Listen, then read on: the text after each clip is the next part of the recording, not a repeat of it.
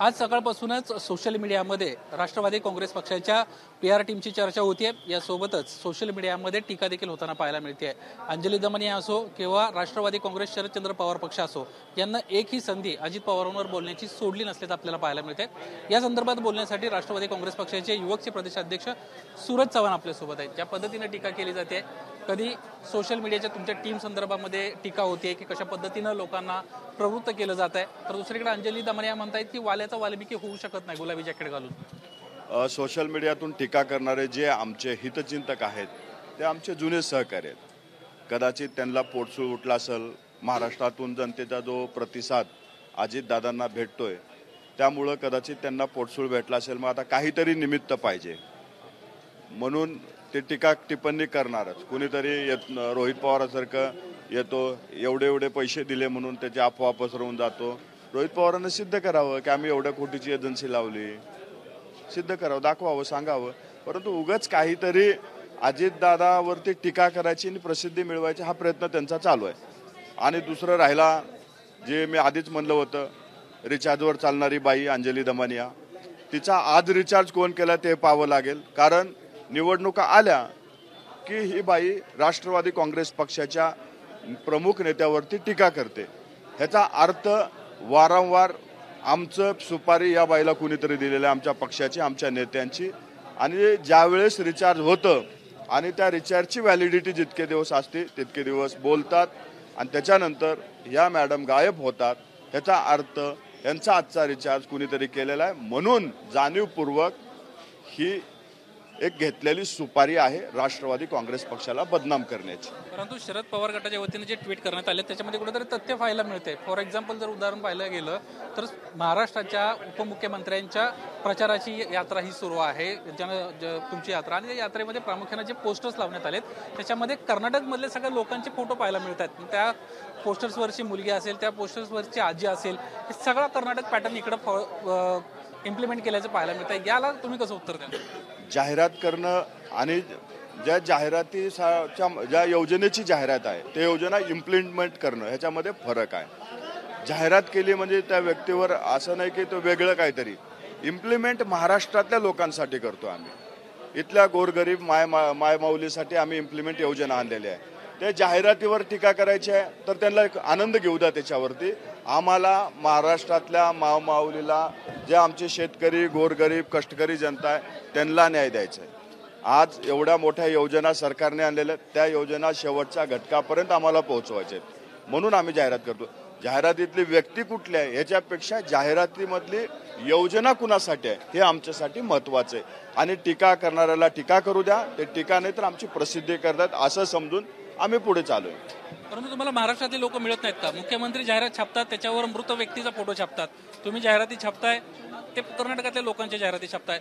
एकंदरीतच महाराष्ट्रातील लोकांसंदर्भामध्ये हे विषय केले जातात। मुळात जाहिरातीवर करोडो रुपयांचा खर्च केला जातो, हे देखील राज्य शासनाच्या GR नुसार समोर आलेलं आहे। असं असताना एवढ्या मोठ्या प्रमाणात खर्च करणं हे तरी योग्य वाटतंय का? अशी कुठलेही करोडो रुपये कुठलंही सरकार असलं तर सरकारच्या वतीनं योजनाची जाहिरात होतच असते आणि त्याचा खर्च करोडो असतो। आम्ही महाविकास आघाडीमध्ये असतानाही महाविकास आघाडीमध्ये उद्धव साहेबांच्या काळामध्ये खर्च करोडोच होता।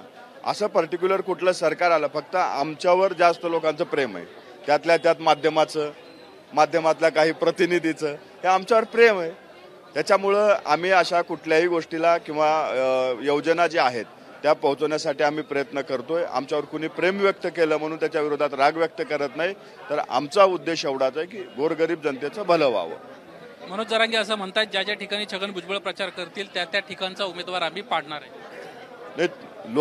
लोकशाहीने किंवा संविधानाने प्रत्येक व्यक्तीला कुठेही जाऊन बोलण्याचा अधिकार दिलेला आहे। ते तिथं जाऊन बोलले तर काय फरक नाही। शेवटी अधिकार कुणाचा आहे? मत देण्याचा, तो जनतेचा। जनता सुज्ञ आहे, योग्य विचार करेल, योग्य व्यक्तीला मत देईल, जो त्या भागाचा विकास करेल, जो सर्व समाज घटकाला सोबत घेऊन जाईल, अशा व्यक्तीची निवड येणाऱ्या काळामध्ये महाराष्ट्रातली जनता करेल। जातीपातीच्या राजकारणात महाराष्ट्र कधीही पुढे आलेला नाही किंवा महाराष्ट्राचं कधीही भलं झालं नाही। महाराष्ट्रामध्ये तुकाराम महाराज असतील, ज्ञानेश्वर महाराज असतील, हे सर्व समाज घटकाला घेऊन जाणारे महापुरुष या महाराष्ट्रात घडलेले आहेत। याच महाराष्ट्रातल्या एका व्यक्तीनं संविधान दिलेलं आहे, याच महाराष्ट्रामध्ये महात्मा फुले सारख्या व्यक्तीनं गोरगरीब जनतेला किंवा शाहू महाराजानं एका दलित व्यक्तीला शिष्यवृत्ती चालू केलेला आहे. म्हणून महाराष्ट्र कधी जातीपातीचं राजकारण करत नाही आणि द्वेषाचंही राजकारण करत नाही. इथं बंधुभाव प्रेमाचं राजकारण असतं आणि भविष्य काळात जनता खूप सुज्ञ आहे, ती योग्य व्यक्तीला मतदान करेल. महाविकास आघाडीचं सरकार होतं, या सरकारमध्ये प्रामुख्यानं अनिल देशमुख गृहमंत्री होते. त्यांच्या संदर्भानं मोठ्या प्रमाणात चर्चा सुरू होत आहेत. परमवीर सिंगनं असं म्हटलेलं आहे, जयंत पाटील असतील, शरद पवार असतील, अनिल देशमुख असतील, हे कुठेतरी दबाव टाकत होते. गिरीश महाजन, प्रवीण दरेकर यासारख्या वरिष्ठ नेत्यांना कुठेतरी अडकवण्याचा ते प्रयत्न करत होते आणि यासाठी जे सरकारी वकील आहेत चव्हाण नावाचे, अनिल गोटे जे आमदार आहेत, यांचा कुठेतरी वापर केला जात होता, असा गंभीर आरोप परमवीर सिंगनं केला. मला वाटतं ते ज्येष्ठ अधिकारी आहेत, अनेक वर्षाचा त्यांचा अनुभव आहे प्रशासकीय सेवेमधला. ते मला वाटतं ते जे बोलत असतील त्याच्यामध्ये किती तथ्य, किती खरं, किती खोटं हे नक्कीच यंत्रणा सुद्धा तपासून काढतील. आणि जर याच्यामध्ये एखाद्या एवढ्या मोठ्या व्यक्तीनं आरोप केला तर चौकशी व्हायला पाहिजे असं माझं मत आहे. त्यांना दाखवायचं होतं की त्यांच्या यात्रेला किती प्रतिसाद आहे, कदाचित ते विसरले होते. म्हणून तो व्हिडिओ ट्विट करून मी दाखवलं की तुम्हाला महाराष्ट्रामध्ये आता जी शिवस्वराज्य यात्रा तुम्ही काढली, जी आम्ही काढली होती, ज्याचे जनक अजितदादा आहेत, त्याची जी कॉपी तुम्ही करताय, ते तुम्हाला जनतेतून किती प्रतिसाद आहे हे मी दाखवलेलं आहे. आणि सकाळपासून संध्याकाळपर्यंत आमच्यावरती जे प्रेम दाखवताय, कमीत कमी जनतेत जावा, जनतेबद्दल तुमच्याबद्दल काय मत आहे ते जाणून घ्या. आज जसं दादा जनतेमध्ये जात आहेत, प्रश्न सोडवतायत, त्यांच्या समस्या ऐकून घेत आहेत, तसं तुम्ही कुठेतरी करा. उगाच टीका करून आमच्यावर मोठे होऊ शकत नाही. तुम्हाला जर स्वतंत्र ओळख करायची असेल तर रडगाणे बंद करून कुठेतरी आपली कामं लोकांना सांगावीत. धन्यवाद आमच्याशी बातचीत केल्याबद्दल. एकंदरीतच राष्ट्रवादी काँग्रेस, शरदचंद्र पवार पक्ष आणि राष्ट्रवादी काँग्रेस पक्ष यांच्यावर एकमेकांवर टीका टिप्पणी सुरू असल्याचं सध्या पाहायला मिळत आहे. कॅमेरामन अनिल संगरे, निलेश बुधावले, एबीपी माझा, येवला, नाशिक. एबीपी माझा, उघडा डोळे बघा नीट.